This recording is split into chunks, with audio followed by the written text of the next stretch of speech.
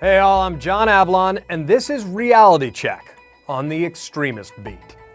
America is a nation of immigrants.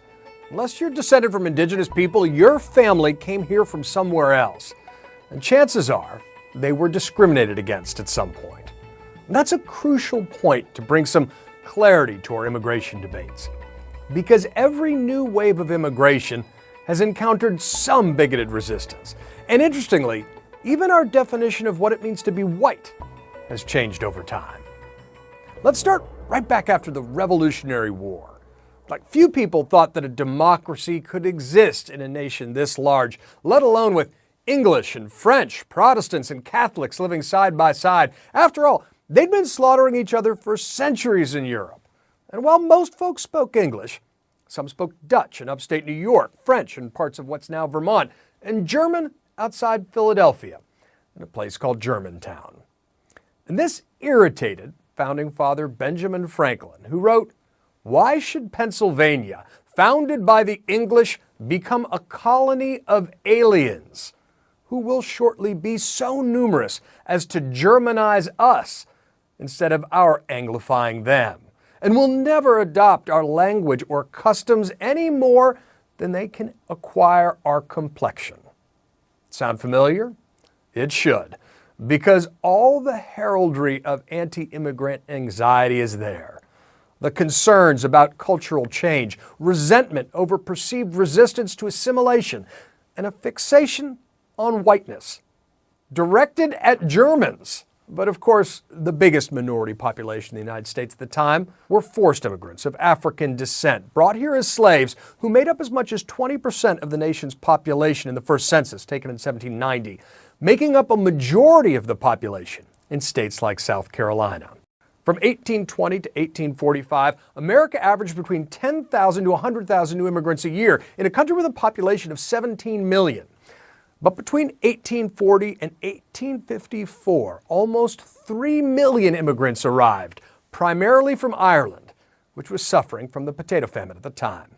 And this sparked the first major nativist political party in American history, the Anti-Immigrant American Party, better known as the Know Nothings. Within a few short years, they elected 100 congressmen and 8 governors, on a platform that included forced deportation of foreign-born beggars and criminals, mandatory Bible reading in schools, and a ban on all Catholics from holding public office. But Abraham Lincoln abhorred the Know-Nothing Party, and immigration massively increased as a result of legislation when he was president during the Civil War. In the late 1860s, Chinese workers arrived in the West to work on the Transcontinental Railroad. But 2 decades later, that open door slammed shut in the form of the Chinese Exclusion Act, which was the first law to restrict immigration. The pendulum swing toward increased immigration soon set in on the East Coast, though, with the opening of Ellis Island in 1892 in the shadow of Lady Liberty, which welcomed about 1.3 million people to America in 1907 alone. Many of these were immigrants from Southern and Eastern Europe, including members of my own family. But soon, a backlash began brewing. It's a backlash that began at the turn of the last century, when Congress in 1912 debated restrictions on waves of immigrants from Italy and debated what it meant to really be white. We'll discuss that with Pulitzer Prize-winning journalist Jose Antonio Vargas, who went public with his own undocumented status a decade ago. In 1912, according to account in Smithsonian Magazine, the House Committee on Immigration debated over whether Italians could be considered full-blooded Caucasians, and immigrants coming from Southern and Eastern Europe were considered biologically and culturally less intelligent. In the wake of the Second World War, however, America resolved to open up to refugees fleeing fascism and communism. And in 1965, President Lyndon Baines Johnson signed a new immigration law, abolishing the old race-based quota system. But of course, our national love-hate debate over immigration hasn't stopped. President Ronald Reagan signed a bipartisan amnesty bill that was torched by conservatives who increasingly demonized undocumented workers from Mexico. Presidents George W. Bush and Barack Obama tried and failed to get Congress to pass immigration reforms. And of course, Donald Trump stoked anti-immigrant sentiment with his calls to build a wall and ban immigration from Muslim nations, even infamously kicking off his presidential campaign with this riff. When Mexico sends its people, they're not sending their best. They're not sending you. They're not sending you. They're sending people that have lots of problems, and they're bringing those problems with us.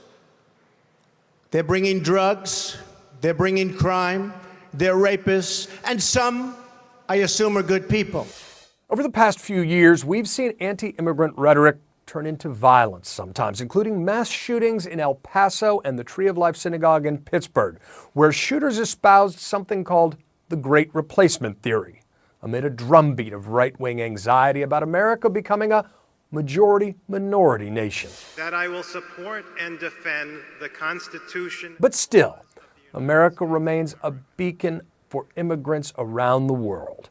There were a record 44 million immigrants living in the United States in 2018, making up nearly 14% of the nation's population.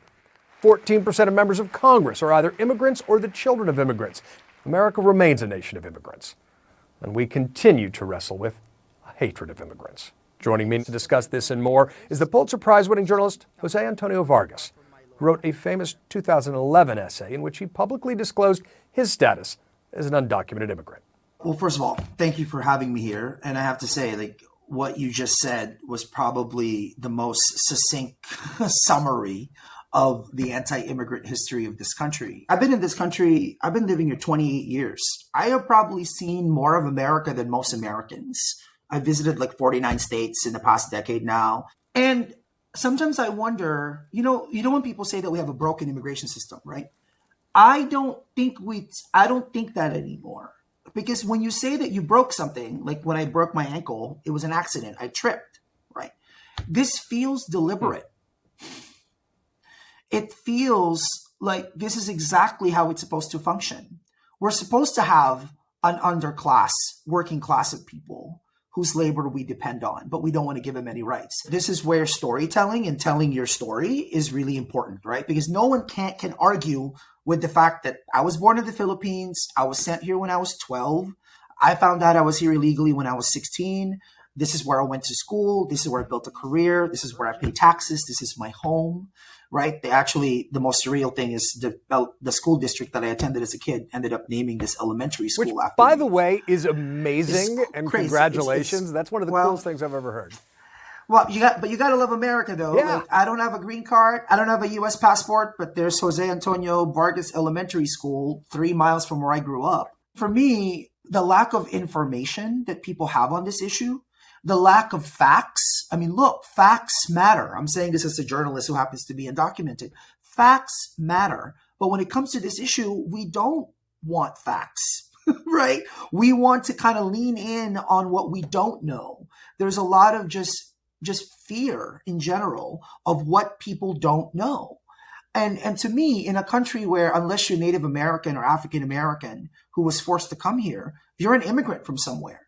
And I remember very early on when people would say to me, my great-great-grandparents did it the right way. Like John, for example, you talked about Ellis Island, right?